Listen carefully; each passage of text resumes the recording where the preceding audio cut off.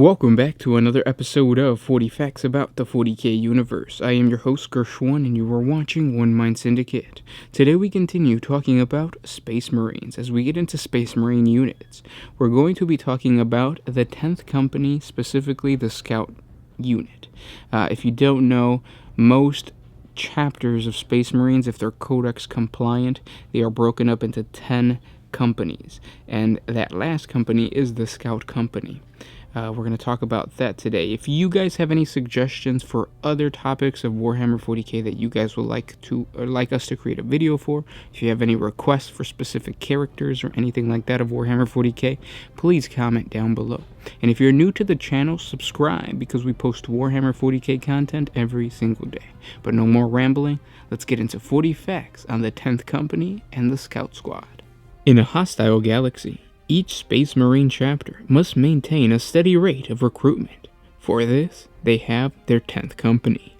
Whether picking off the sentries of an enemy fuel dump with pinpoint sniping, or springing carefully prepared ambushes for the foe's supply convoys, Space Marine Scouts are well versed in guerrilla warfare. They are also the future of their chapter, Novelite warriors in the final stages of the transformation to become fully fledged battle brothers. Space Marine Scouts are a precious resource that must be carefully husbanded by their chapter, while simultaneously undergoing the rigorous battlefield training required to prove their worth. They are organized into their own distinct force, the chapter's 10th Company, the officers of which are charged with training and developing the scouts under their command. It is these officers who judge the scouts' readiness to ascend to the ranks of the other companies, a judgment based primarily on their warriors' performance upon the battlefield.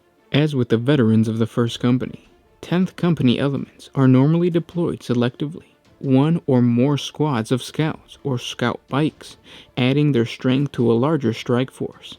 In this way, the scouts gain experience fighting alongside a wide variety of experienced brothers, while simultaneously providing their strike force with a corps of light, fast-moving infantry for reconnaissance and raiding duties. Space Marine Scouts must develop a bewildering variety of skills in order to prove their readiness. Beyond the basics of bolt, pistol, and blade, Scouts must master specialized weapons such as sniper rifles and heavy bolters. They must learn to read the battlefield and predict the movements and intentions of their foe, to isolate weak points in the enemy's defenses and to exploit them. They must be able to gauge when to strike for the kill and when to fall back to avoid annihilation. Most important of all, they must avoid and commit to heart the teachings of the Codex Astartes and those of their chapter's founding Primarch. Only through excelling in all these lessons, and dozens more, can a scout prove himself ready to join the ranks of his power-armored battle brothers. Unlike the other companies in a Space Marine chapter, there is no fixed limit on how large a chapter's 10th Company should be. Thus, some chapters, most notably the Raven Guard and the Ultramarines, field large number of scouts. By comparison, chapters such as the Salamanders or the ill-fated Crimson Fists possess comparatively small 10th Companies, either due to their cautious, steady nature, or because of the need to husband their preciously low stock of gene seed. Regardless, the aspirant warriors are expected to fight just as hard as the battle brothers of the other companies, and face dangers just as great. After all, the Space Marines are the Emperor's finest warriors, and to shield their new recruits from the full horrors of war would only serve to jeopardize the future of the chapter. The thump of exploding fuel dumps, or the sudden hiss and crackle of sniper rounds punching through skulls. These are the sounds of Space Marine Scouts at war. Though not yet fully fledged Space Marines, Scout Squads are still proficient in the use of such varied weapons as shotguns, heavy bolters, and sniper rifles, and of course, the bolter pistol. Some are deployed in swift, hit-and-run raiding parties to sow confusion amongst the enemy supply lines. Others take to concealing vantage points and panic the enemy with the long-range sniping, or harass the foe's flank in order to disrupt their ability to attack or defend. Space Marine Scouts are expected to learn much during their training. facing a grueling regime that not all will survive. Not only must they master the biologically engineered enhancements that are at work within their bodies, they also have to learn the litanies of battle that will fortify them spiritually. They must become proficient with many varied tools of war, and must fight in the shadows of their more experienced battle brothers until they ascend to join their ranks or fall in the attempt. All scouts learn the art of bike-mounted warfare during their training. Though this form of combat is a risky proposition for these novice warriors, the speed granted by the bikes allows the scouts to gather intel on enemy movements or launch opportunistic ambushes. Many squads of scout bikes also carry locator beacons in order to facilitate drop or teleported assaults behind enemy lines, and packs of cluster mines that can be used to booby-trap the terrain ahead of an enemy advance. When scouts are deployed to a battle zone, they will often make use of a transport designed specifically for stealth insertions and fire support, the Landspeeder Storm. This adaptable craft is a light transport variant of the standard Landspeeder chassis, with baffled engines and sophisticated sensor arrays, used exclusively by scouts. The Storm provides its passengers with a wide range of strategic options. With its Cerebrus launchers and heavy bolters, the Storm is able to lay down highly disruptive covering fire, while its jamming beacons prevent enemies from summoning reinforcements. Furthermore, the presence of the Landspeeder Storm ensures that the scout squad always has the viable extraction route, should one be required.